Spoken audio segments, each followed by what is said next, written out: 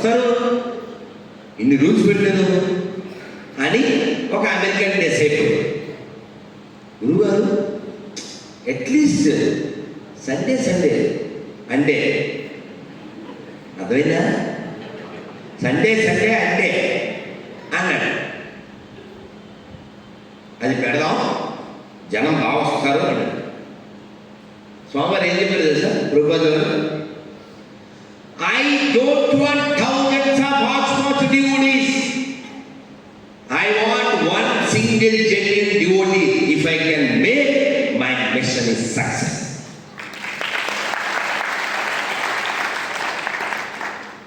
గుర్తుపెట్టుకోండి, క్వాలిటీ.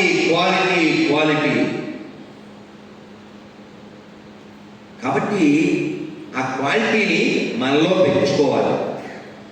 ఇందాక ice cream గురించి ఎందుకు చెప్పాను చెప్పరా? రైల్లో వెళ్తున్నాం. ఒక 70 ఏళ్ళకి దగ్గర పడిన ఒక వృద్ధురాలు, ఆవిడ భర్త, ఉదయం పూట ప్రయాణం, ఆదిత్య హృదయం చదువుకోవాలి. రైల్లో కూర్చొని చదువుకోవచ్చుగా, ఎందుకు చదువుకోవాలి? ఎండ వస్తుందిగా, అందుకని గుమ్మం దగ్గర నిలబడి చదువుకుందాం అని లేచి వెళ్ళబోతున్నా. ఆవిడ సెల్ల చూస్తుంది. ఏమనుకుంటాం మనం?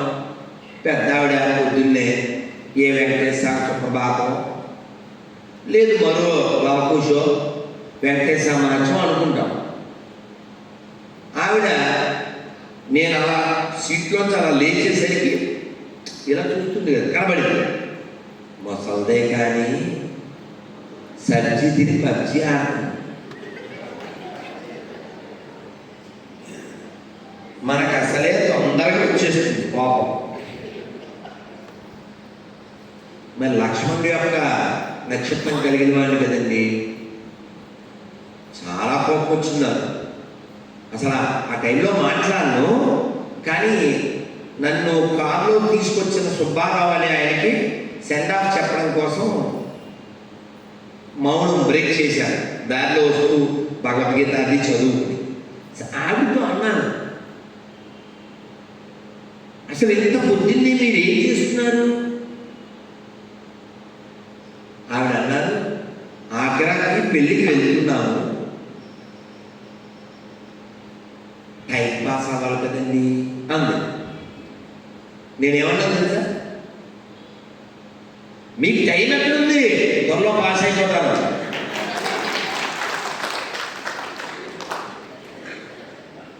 మీరేమనుకుంటారు? చెప్పించాలనుకుంటున్నారా? చెప్పించలేదు, నిజం చెప్పాను. అవునా కదా? ఈ నిజం ఇలా ఒక మాటలో చెప్తే అర్థం చేసుకుంటారు అని. కానీ శాస్త్రం ఏం చెప్పింది? మీరు నమస్కారం మొదలుపెట్టి చెప్పండి, నమస్కారం మొదలుపెట్టి మధ్యాహ్నం భోజనాన్ని గుర్తు చేసుకోండి, తినబోయేది ఏదో గుర్తు చేసుకోండి, చెప్పండి చక్కగా. కాలక్షేపో అడిగిపోయింది భోజనం అర్థం, మీకు అర్థం కావచ్చు. కాలక్షేపో కళ్యాణ్ ఎంత ఆశ పెట్టున్నారు కదా, అది మీరు చదువు పెంచట్లేదు. ఆశ పెట్టు అదుగో ప్రసాదిస్తాడంటే బాబు, రేపటి నుంచి డిస్ప్లే చేయాలి, సౌండ్ రావాలి. కాలక్షేపో కళ్యాణం సాధించాము, ప్రసాదం. రేపటి నుంచి ఫోటో పెట్టి కాలక్షేపో నకర్తవ్యం క్షీణమాయు దినే దినే యమస్య కరుణానాస్తి ధర్మస్య త్వరితగతి. మీరు చాలా బాగా చెప్పారు, అందుకని మీకు మీరే చెప్పలేదు. మరి నేను ఒకటి చెప్పబడితే సరిపోదు కదా. ఇప్పుడు దీని అర్థం నేనే చెప్పాలిగా. ఆవిడతో చెప్పాను, మీతో చెప్తున్నాను. కాలాన్ని వ్యర్థం చేయగలరు. ఎందుకు? వెంటనే రెండో పాదంలో ఆన్సర్ ఇచ్చారు, సమాధానం. కాలక్షేపో నా కర్తవ్యం. ఐ విల్ కిల్ టైం నిల్చుంటాడు. సాగంతి గారు అంటారు, ఎంత అందత్వం, టైం ఎవరైనా తిల్లు చేసేది కానీ టైంని ఎవరైనా తిరిచేయగలరా? ఎంత గొప్ప మాట అండి అది. ఈ మాట ఎవరు చెప్పేది? నేను సాగంతి గారు చెప్పడానికి ఎవరు కారణం? కృష్ణ భగవాన్. భగవద్గీతలో ఏం చెప్పారు? కాలోస్మి అని చెప్పారా? కాలోస్మి లోకక్షయతు ప్రభుత్వం. మనం అందరం ఘంటసాల గారి గొంతులో విన్నాం కదండి. ఏమంటే ఘంటసాల గారి భగవద్గీత నేను విన్నాను అనుభవాలు చేయటం ఒక్కసారి మళ్ళీ మీకు మీరే. ఎందరో మహానుభావులు పుట్టిన నేలలో పుట్టామండి. తెలుసుకోకపోతే మనకే నష్టం, వాళ్ళకు కాదు. కాలక్షేపో న కర్తవ్యం. మూడో లైన్, క్షీణమాయు దినే దినే ఐస్ క్రీమ్. మళ్ళీ ఐస్ క్రీమ్ ఇందాక చెప్పిన దానికి అర్థం. క్షీణమాయు దినే దినే. ఐస్ క్రీమ్ తిన్నాక అడుగుతుంది అది వాడు చెప్తాడు, వాడు తింటుంటాడుగా. బటర్ స్కాచ్ కదా, అదిగో బ్రాండ్ కూడా నాకు ఇష్టం కాబట్టి చెప్పారు. అప్పుడు క్షీణమాయు దినే దినే, రోజు ఆయుధాయం కరిగిపోతుంది. యమస్య కరుణా నాస్తి. మన డెస్టినేషన్ ఎవరు వస్తారు? ఎప్పుడు వస్తాడు? మరి ఏం చేయాలి? కర్తవ్యం హరికీర్తనం. ఏంటి? ఇలా నారాయణలో చెప్పారు గట్టిగా, దాన్ని సంస్కృతంలో చెప్పారు ఆశోషయ కేశవ కీర్తనం. అంటే అలిసిపోవాలి. దీన్నే పోతన గారు అర్థంలో చెప్పారు. చేతులారంగా శివుని పూజించడే, నోరు నవ్వంగా హరికీర్తినుడు వడేని, దయే సత్యములోనుగా కలుపడేని. అలాంటి వాడు అమ్మకి ప్రసూతి నెప్పులు ఇవ్వడానికి పుడతాడు. అమ్మని ఏడిపించడానిక పుట్టేది? అమ్మ సంతోషించడానిక. అమ్మ సంతోషించాలి. ఎవరైనా చూస్తే అబ్బ ఏ కన్న తల్లి బిడ్డో కదా. ఎవరి చిత్తూరు నాగయ్య గారు లేరు. భగవంతుడి చిత్తం ప్రకారం వారి ప్రకృతిలో కలిసిపోయారు. కానీ ఆయన పేరు మీద ఇంత హాలు, ఆయన పాత్రలు, ఆయన గొంతు, ఆయన రూపం అన్నీ మనకు గుర్తున్నాయి కదా. ఆవిడ తల్లి, ఆయన తల్లిదండ్రుల యొక్క పుణ్యం కదా. అలా మనని కూడా అనుకునేలా మనలో ఉన్నటువంటి విద్వత్తుని, విద్యుత్తుని బయటికి తేవాలి.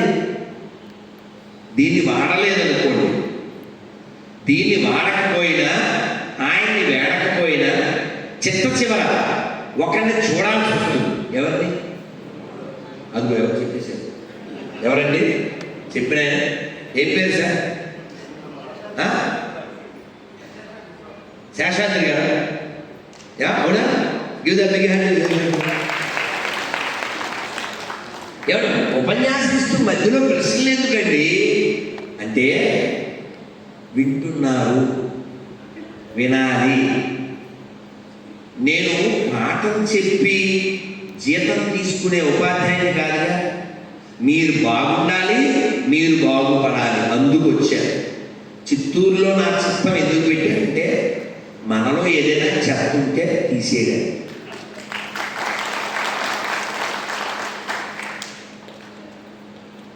ఆఖరి విషయం ఏంటండి? యమస్య కరుణా నాస్తి. ఎవరికి దయవుతుందా? పాపమండి, మొన్నే వాళ్ళ అమ్మాయి పెళ్ళయింది, మొన్నే వాళ్ళు డూప్లెక్స్లు కట్టుకున్నారు, మొన్నే కొత్త కారు కొనుక్కున్నారు, బెంగళూరులో అపార్ట్మెంటు, చిత్తూరులో డిపార్ట్మెంటు. యమా will take you into compartment.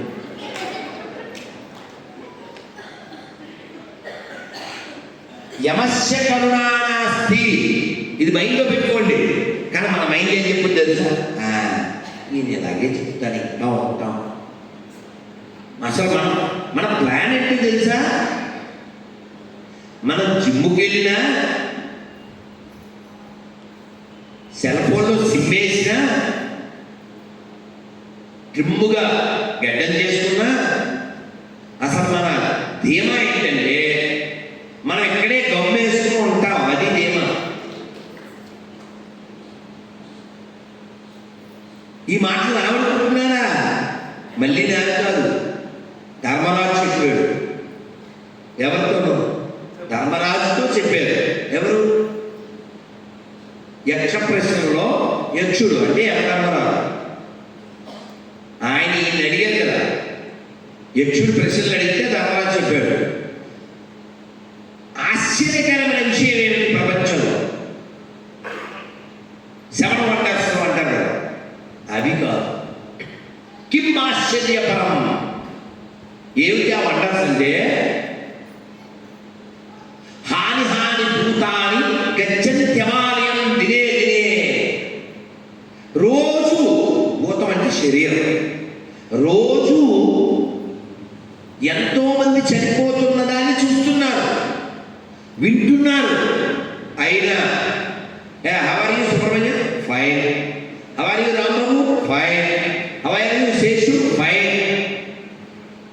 అసలు మాటి మాటికి ఫ్యాన్ వేసుకుని ఏసీ వేసుకుని ఫైన్ ఫైన్ అంటున్నాడు, కానీ పైన ఒకడు ఉన్నాడు, వాడు ఇచ్చేస్తున్నాడు అని మాత్రం రాదండి.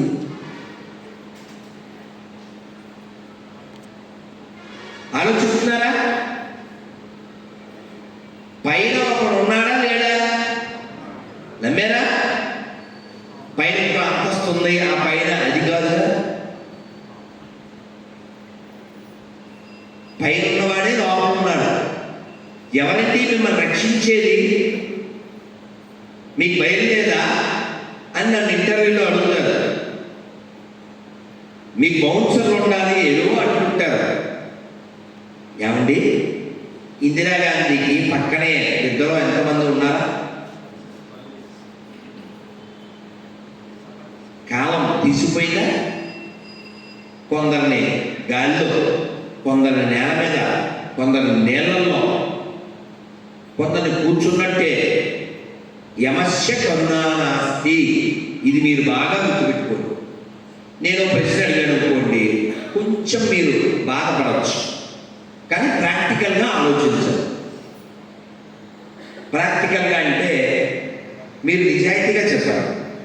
ఇవాళ రాత్రి పడుకుని రేపు లేకపోయినా పర్వాలేదు, అంత మనశ్శాంతిగా ఉన్నాను అన్నోళ్ళు ఎవరైనా చేయాలి తిప్పునన్నారండి.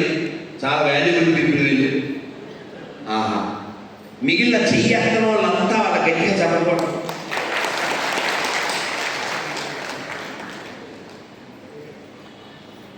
మీరు ఫీల్ అయినా, మీరు కూల్ అయినా సరే, ఇప్పుడు మనం చెయ్యి ఎత్తినా ఎత్తకపోయినా మన పర్మిషన్ అవసరం అంటారా వాడికి?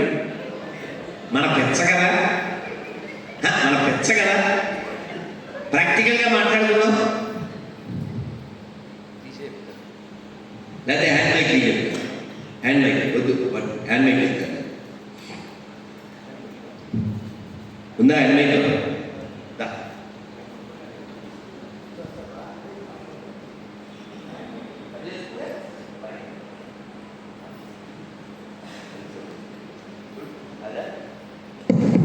హరే కృష్ణ. 4 యుగాల పేర్లు నేను చెప్తాను, చెప్పగలను అన్నోళ్ళు చేయలేదు. అమ్మో, బాగుంది, చాలా మంది చెప్తున్నారుగా. ఇటువైపు ఒక తల్లి, ఒక తల్లి ఇటువైపు ఎవరు చేయిస్తారా? అమ్మ, ఆవిడ మైక్ ఉన్నాడా? హ్యాండ్ మైక్ ఇవ్వండి ఆవిడ. 4 యుగాల పేరు ఆటలో చెప్పకపోయినా పర్లేదు, కూర్చునే చెప్పండి, లేవక్కర్లేదు. ఆ తల్లికి ఇవ్వండి ఆవిడ.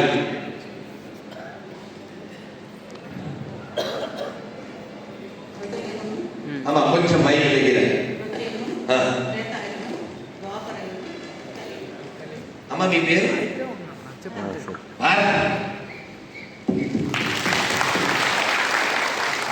భారతి మా కన్న తల్లి, భాగ్యోదయ కల్పవల్లి. భారతి మా కన్న తల్లి, భాగ్యోదయ కల్పవల్లి. ఒక దేశభక్తి గీతంలో పల్లవి అయితే నేను ఎందుకు నిల్చున్నాను అంటే ఈ 4 యుగాల గురించి చెప్పడానికి. కలియుగం అంటే పడుకోవడం, ద్వాపర యుగం కూర్చోవడం, త్రేతాయుగం నడవడం, కృతయుగం పరిగెత్తడం. ఏ యుగంలో ఉందాం? కలియుగంలో పడుకుంటారా? అంతా అలాగే ఉన్నారు. खाना पीना सोना जाना, ऐसा नहीं करना.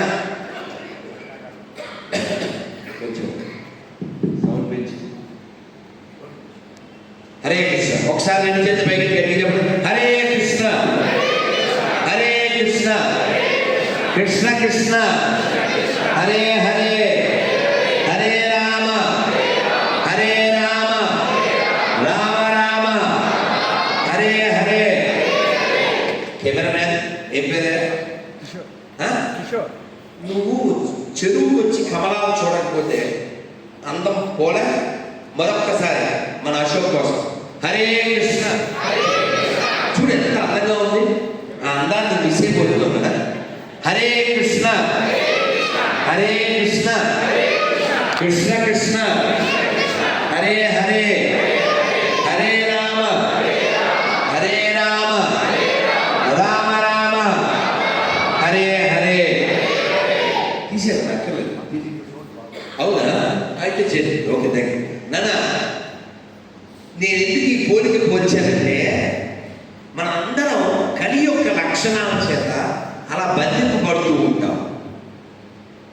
ఈ కలి లక్షణాలు ఏమిటో సాగటి గారు 3 సార్లు చెప్పారు, శ్రీభాష పట్లాచార్య వారు చెప్పారు, ఎందరో మహానుభావులు చెప్పారు.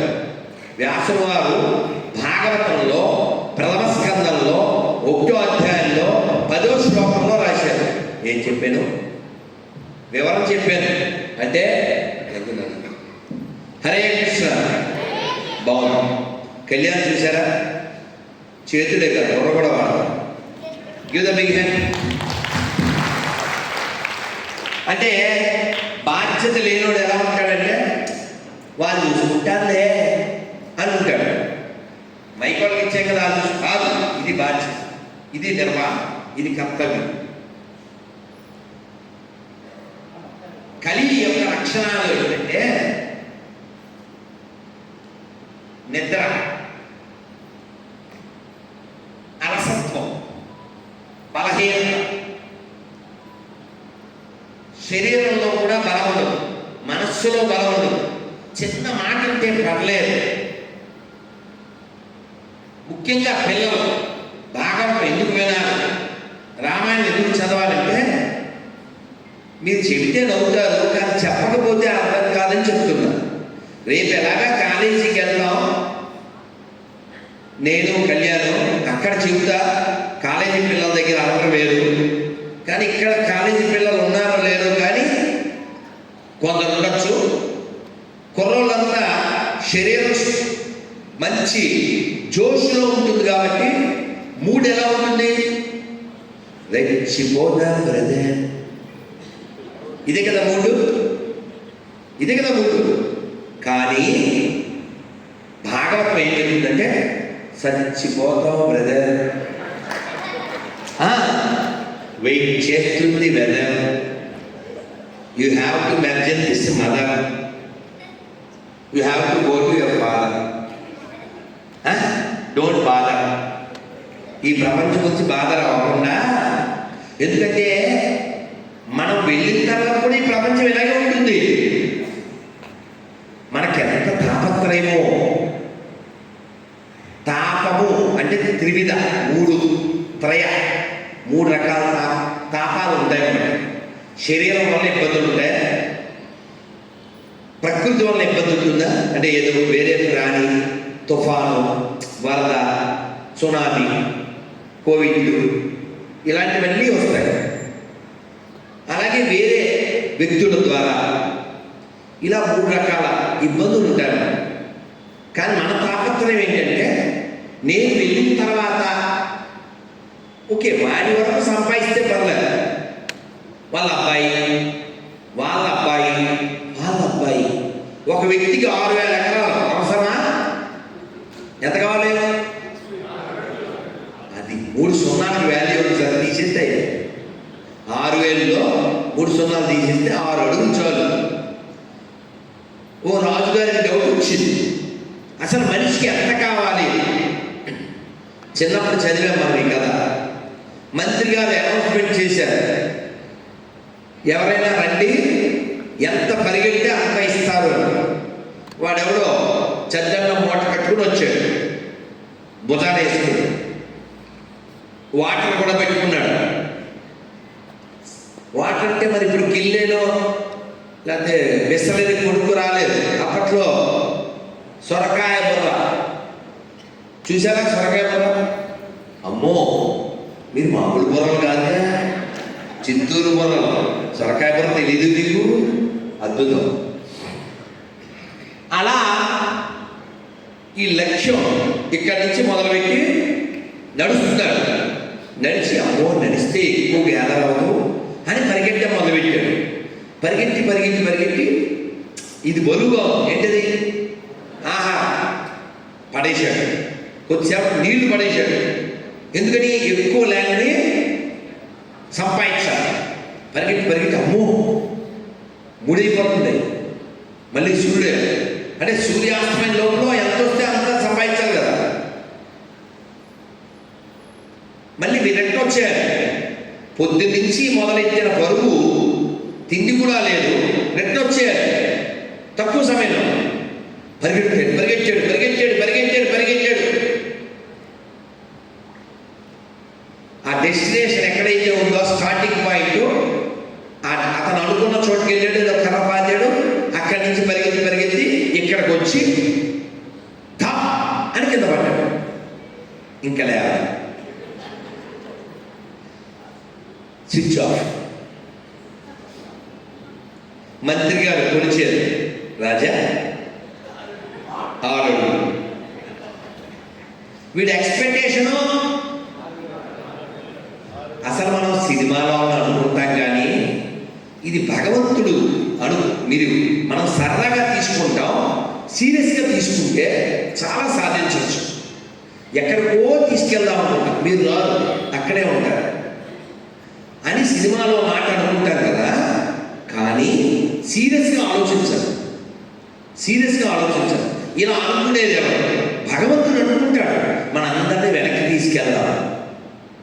కానీ మనకి ఇది కూడా బడ్జెట్, కానీ మనకి వెళ్ళే ఉద్దేశం లేదు. అసలు భగవంతుడు వస్తే 2006 అండి, 2024, 18 ఏళ్ల క్రితం ఊరి పేరు మురమండ, రాజమండ్రి అటువైపు.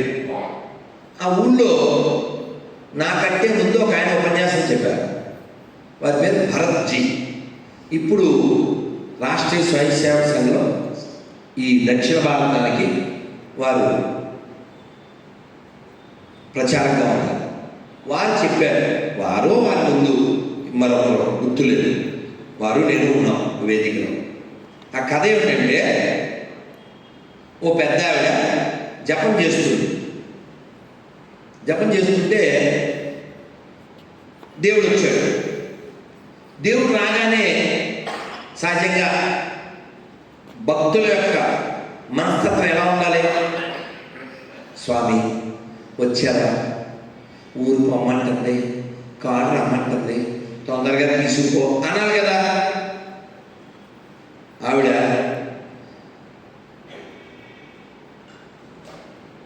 ఇలా పైకి కిందకి చూస్తుందంట. ఏమని ఇప్పుడు నన్ను పిలిచారు, గౌరవంగా సాదరంగా ఆహ్వానించి జ్యోతి ప్రజ్వలన చేయించి మెడలో మాల వేసి మైకిచ్చి వింటూ కూర్చున్నారు. అలా కాకుండా మీరెవరు స్పందన లేదనుకోండి, ఎలా ఉంటున్నారు? ఇబ్బందిగా ఉందా? అలాంటి భగవంతుడు వస్తే ఈవిడ ఇలా చూస్తుంది. ఇంకా తప్పక సెల్ఫ్ ఇంట్రడక్షన్ ఇచ్చుకున్నాడు. నేను నీకు మోక్షం ఇద్దామని వచ్చాను అన్నాడు. అలాగే నీ ముసలి చక్రవాకం సీరియల్ అవుతుంటే టీవీకి అడ్డంగా నిలబడింది కాకుండా మోక్షం ఎక్కడ మోక్షం తప్ప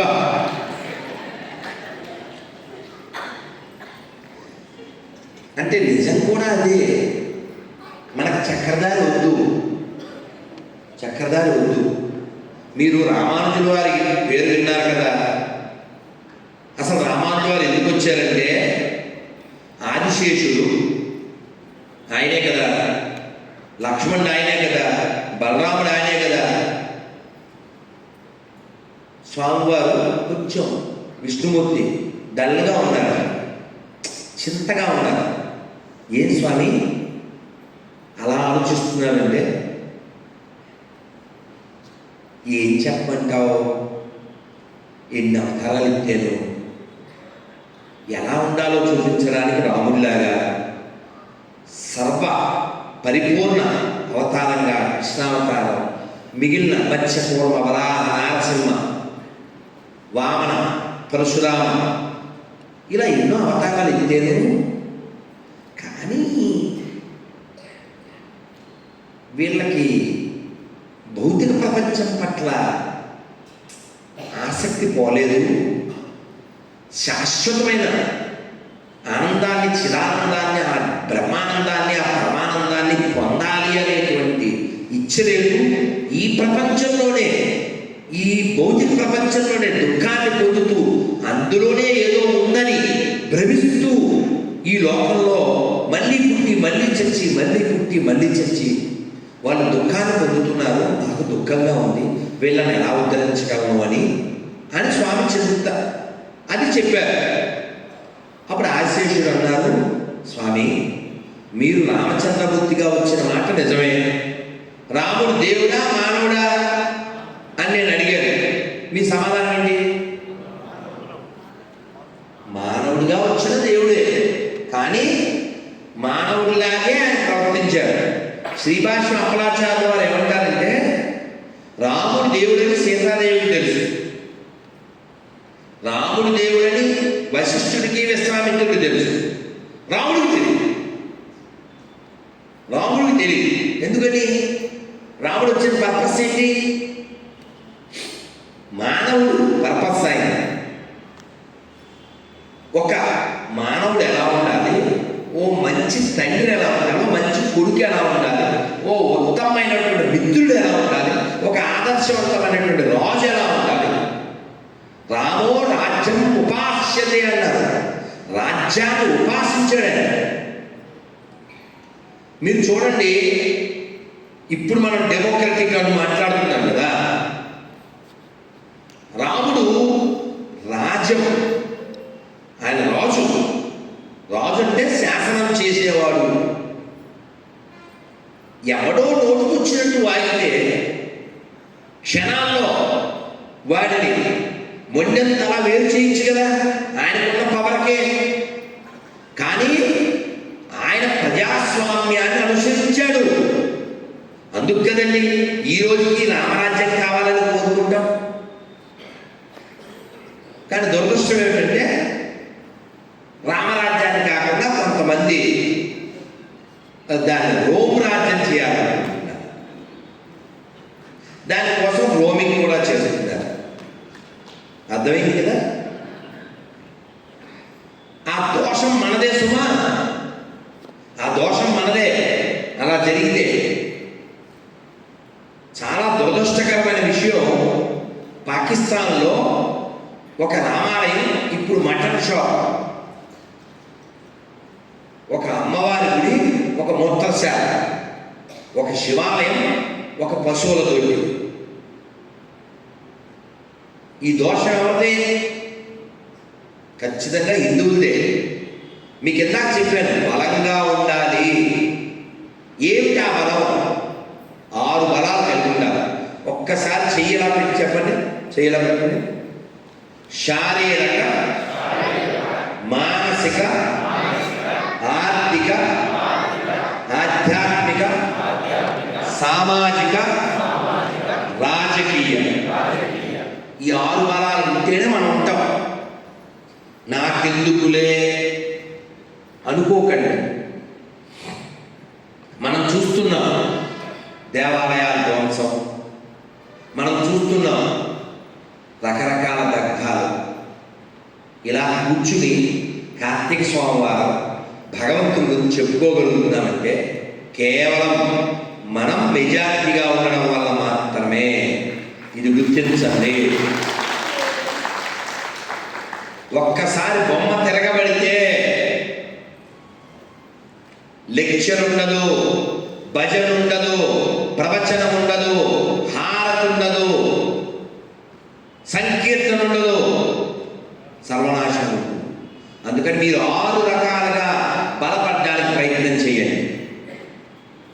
మీరు జిమ్కే వెళ్తారో, ఇంట్లో యోగా చేస్తారో బలంగా ఉండండి. స్వామి వివేకానంద ఏం చెప్పారు? ఇనుప కండరాలు, ఉక్కు నరాలు కలిగిన యువత మాత్రమే ఈ దేశాన్ని కాపాడుతుంది. కానీ దురదృష్టం ఏంటంటే మన జాతికి వ్యతిరేకమైన వాళ్ళు జిమ్ముల్లో గడుపుతున్నారు, మన పిల్లకాయలేమో క్లబ్బుల్లో పబ్బుల్లో గడుపుతున్నారు. ఎవరు బాగు చేస్తారు?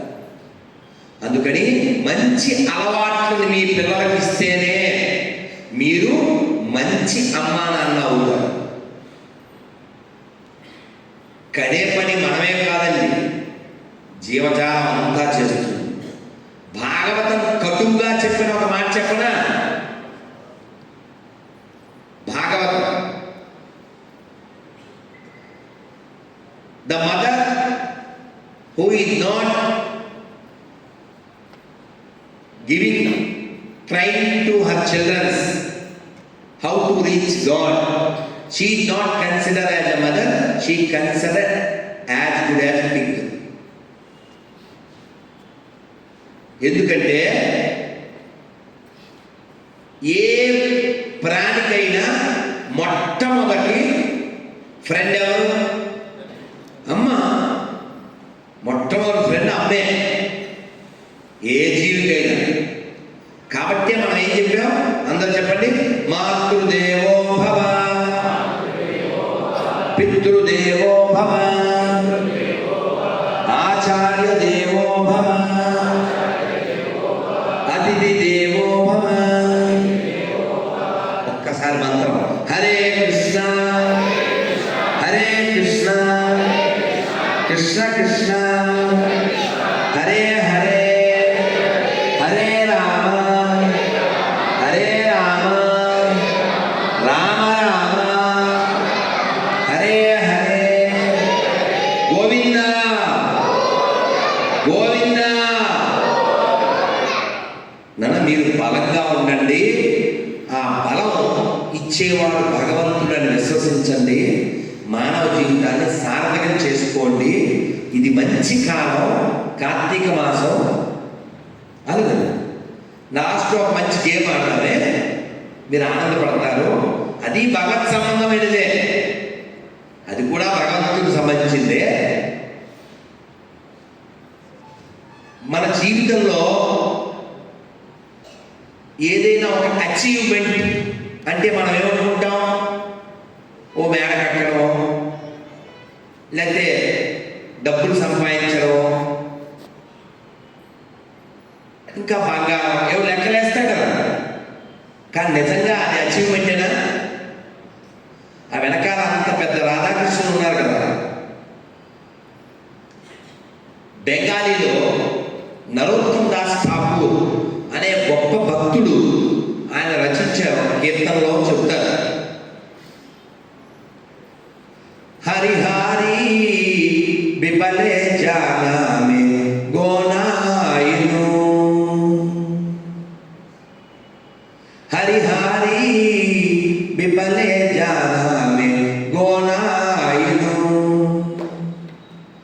మనుష్య జనామ పాయా రాధాకృష్ణ బాజియా, మనుష్య జనామ పాయా రాధాకృష్ణ బాజియా, జానియా సోనియా విశాఖాయిను, జానియా సోనియా విశాఖాయిను, హరిహారి విపలే జానామే గోనాయిను. ఒక్క మొక్క కూడా అర్థం కాలేదు.